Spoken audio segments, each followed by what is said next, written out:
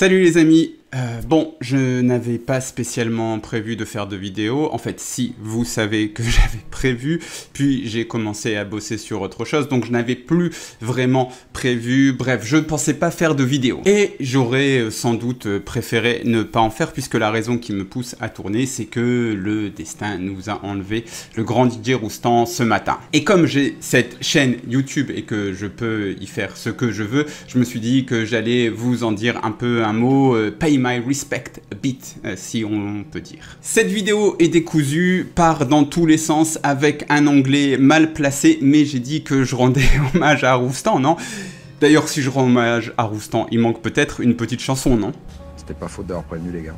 Le Mans, donc. On peut quand même mentionner aux gens. Quoi? C'est Daniel Guichard. Ouais, mon vieux. Mon vieux.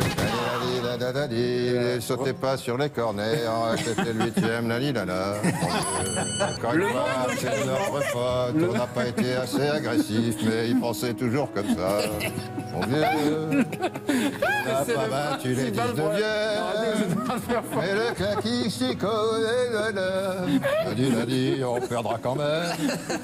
Parce que oui, Roustan, c'était avant tout ça, un mec qui mettait plus que du foot dans le foot. Qui allait te parler, je sais pas, de Fleetwood Mac pour expliquer les dribbles de Pastore, ou alors invoquer des vieilles légendes indiennes pour te débriefer un match. Pourquoi pas DJ? Tiens, petite anecdote, sur FCM, à l'époque où on l'avait interviewé, je me souviens, donc après on lui avait montré, il nous a dit « Ah oui, très bien l'interview ». Il dit « Par contre, oh, la photo que vous utilisez, elle est un peu triste parce que c'était un peu une photo sérieuse, tout ça ». Il dit « Vous en avez pas une autre ?» Et puis au final, on cherche un peu, on trouve ça, on lui dit « Qu'est-ce que tu penses de celle-là un peu rigolant ?» Il dit « Ah oui, celle-là, elle est top ». C'était ça, Roustan, c'était un mec qui n'avait pas peur, voilà, d'assumer son côté flamboyant, son style flamboyant. Et ça, bah, c'est rafraîchissant dans un milieu où on se prend peut-être parfois un peu trop au sérieux, même si lui il prenait son sujet très au sérieux, mais après il pouvait utiliser des moyens pas très sérieux, ou alors pas très comment dire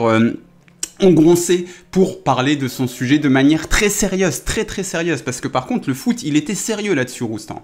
Je l'avais bien sûr entendu avant, et notamment sur OMTV, mais j'ai vraiment beaucoup commencé à l'écouter lorsqu'il a débuté Roustan TV sur l'équipe, sur le site de l'équipe. C'était du Roustan pur jus, sans filtre, où on passait d'une langue à une autre, d'une digression à une autre. C'était un peu bordélique, mais encore une fois, franchement rafraîchissant. Et je sais que tout le monde n'était pas fan, surtout qu'on connaissait ses penchants footballistiques, on pouvait limite prédire ce qu'il allait dire sur certains sujets, mais bah ça avait de la valeur pour moi, ça avait de la valeur. Le fait de ne pas changer de direction d'éthos football comme on change de chemise, et Dieu sait qu'il en changeait souvent de chemise, mais il ne changeait pas ses idées sur le foot. Il défendait son image du foot, une certaine image du foot. Et quand je dis son image du foot, en fait, il y a beaucoup de monde qui se reconnaissait dans ce qu'il lui voyait dans le football. Donc il en faisait chier certains, c'est normal, qui se disaient « Ah, il va encore nous dire ceci et cela, Roustan ».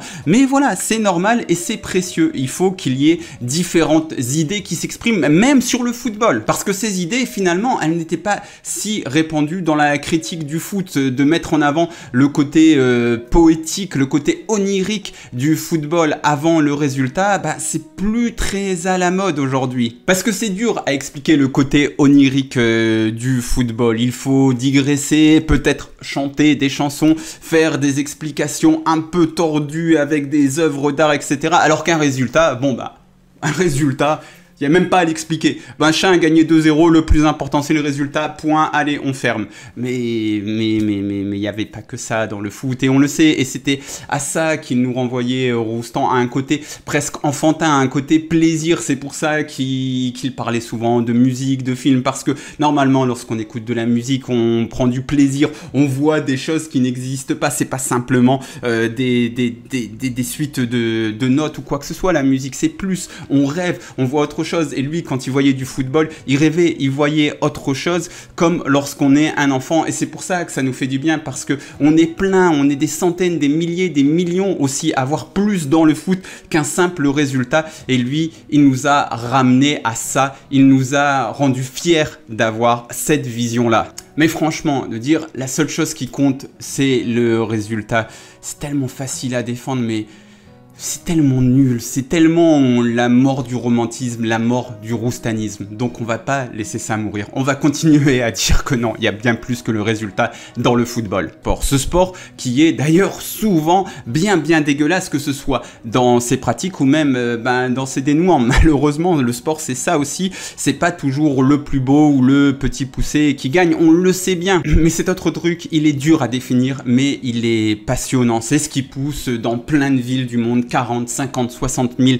spectateurs, supporters à se rendre dans un stade comme un rituel. C'est magnifique, c'est beau, et c'est beau pour voir des choses, pour vivre des choses. Lui, il voyait des choses et il nous les faisait vivre. C'était ça, Roustan. Il a gardé ça en vie d'actualité pour moi, pour ma génération, pour notre génération, en parlant tout le temps. Merci à lui d'avoir utilisé sa caisse de résonance pour montrer que le foot, c'était pas que des chiffres, c'était pas qu'un truc froid, il y avait autre chose. Il a rendu pour nous plus légitime le fait de vouloir définir ce truc indéfinissable qu'on pense voir dans le football. Et je l'en remercie infiniment pour ça. Vous imaginez combien de journalistes sportifs peuvent se dire « Oui, j'ai influencé un petit courant dans ma profession ».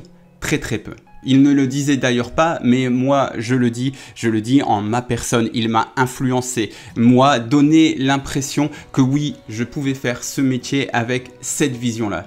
Et je le dis pour moi, mais je sais que je ne suis pas le seul. Puis je le remercie aussi d'avoir été regardé ailleurs quand j'écrivais pour ce petit site Au Premier Poteau, d'avoir retweeté mon article et m'avoir envoyé un message pour me dire « Ah franchement, pas mal ton article pour le petit blogueur que j'étais, c'était énorme. » Puis d'avoir été présent quand j'ai commencé sur FCM pour des interviews, tout ça. Et bien sûr, il était également présent quand j'ai écrit mon livre sur la saison de Bielsa à l'OM. Si je parle tout le temps de Bielsa, il en parlait encore plus souvent. C'est une vision du foot qui nous rapprochait, et tout ce dont j'ai parlé au-dessus, ce truc indéfinissable, Bielsa, il illustre quelque part. Alors attention, j'ai pas la prétention de dire que nous étions de très grands amis. Avec Didier, on a dû se parler une petite dizaine de fois, que ce soit au téléphone ou par message, des choses comme ça. Mais il n'y a pas eu 1 milliard de contacts. Par contre, j'ai vraiment envie de lui rendre hommage pour ce qu'il a fait au niveau professionnel, de m'avoir influencé, de m'avoir montré qu'il y avait de la place pour une autre vision du foot, même à un niveau professionnel, qu'on pouvait faire ce métier-là avec cette vision-là. Donc franchement, je le remercie de m'avoir aidé à un niveau un petit peu plus terre à terre, de m'avoir donné des interviews, d'avoir été présent pour moi, de m'avoir encouragé, mais c'est surtout pour ça, pour son travail, pour sa vision qu'il a popularisé, que je tiens vraiment à le remercier et qu'il va vraiment nous manquer. Donc merci Didier.